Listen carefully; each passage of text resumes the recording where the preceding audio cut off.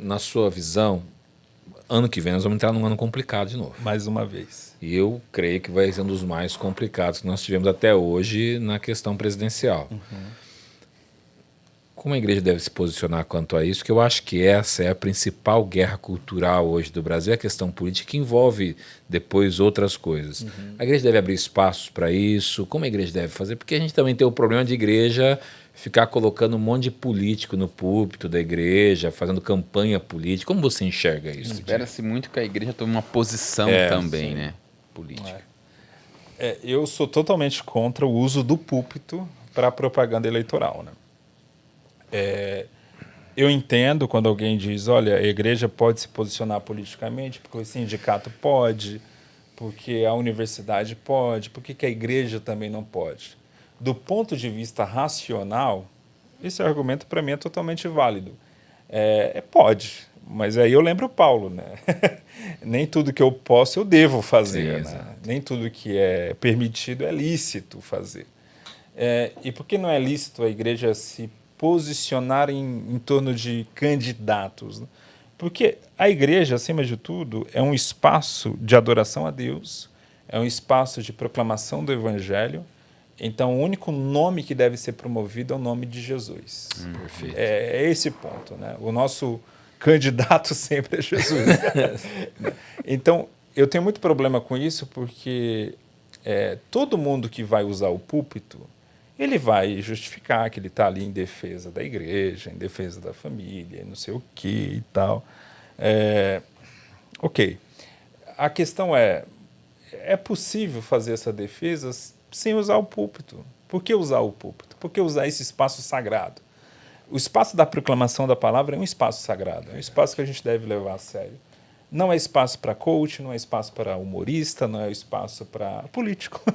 É um espaço para alguém de coração aberto, conduzido pelo Espírito Santo, para abrir a palavra e proclamar a palavra. Então, nesse sentido, falta a gente, às vezes, um senso de sacralidade. Sim. Sabe?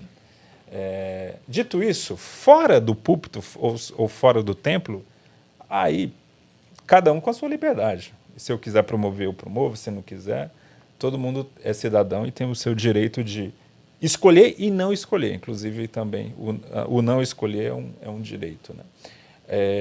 Agora, como que a igreja deveria se posicionar?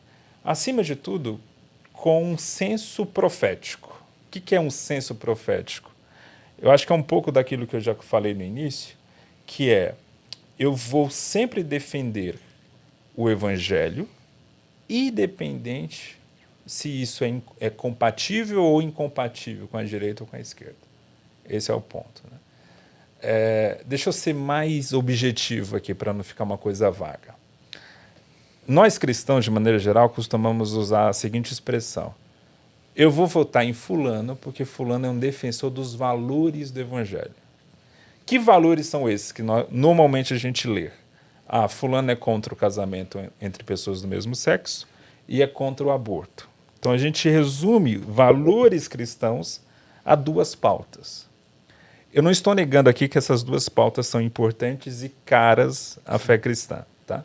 Por quê? É claro, você tem a ver com a revelação bíblica, e a revelação bíblica é muito clara em relação à homossexualidade, em relação ao aborto. Para mim não tem problema. A questão é eu resumir os valores cristãos a apenas duas pautas. Aí eu vou lá para o fruto do Espírito. Paulo fala em amor, alegria, paz, paciência, amabilidade, dependendo da tradução, eu posso traduzir como generosidade, sim, domínio próprio, etc. E aí você pega, tudo isso é valor cristão. Tá? Às vezes, eu estou dizendo que vou votar num fulano porque ele é a favor da família, porque é contra o aborto, e o cara está no terceiro casamento por traição, por adultério. Então, assim, são coisas que não se encaixam, entendeu? É melhor eu falar, eu vou votar nessa pessoa porque eu acho que no conjunto da obra é melhor ele do que o outro, do que eu ficar espiritualizando e dizendo, não, é quase uma missão divina. Sim. Sabe? Eu não tenho nenhum problema, Hugo e Diogo, de ouvir um cristão defendendo o seu candidato. Você pode defender, eu acho que fulano aqui é bom para a economia, o governo dele foi melhor nisso, foi pior naquilo. Cara, é a defesa da democracia, está tudo bem. O meu problema é espiritualizar isso.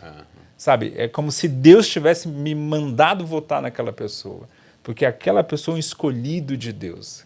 Isso não existe na Bíblia, à luz do Novo Testamento.